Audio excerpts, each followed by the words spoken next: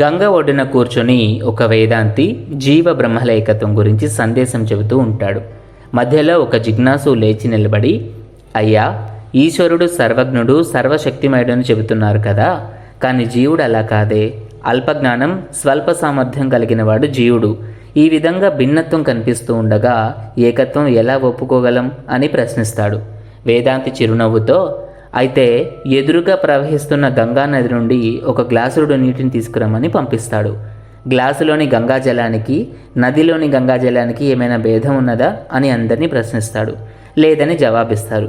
మరి తేడా లేనప్పుడు ఆ గంగలో ప్రయాణించే బోటును తెచ్చి ఈ గ్లాసులో పెట్టండి ఆదేశిస్తాడు. ఈ గ్లాసుడు నీటిలో బోటు ఎలా ప్రయాణం చేస్తుందని అంటాడు జిజ్ఞాసు.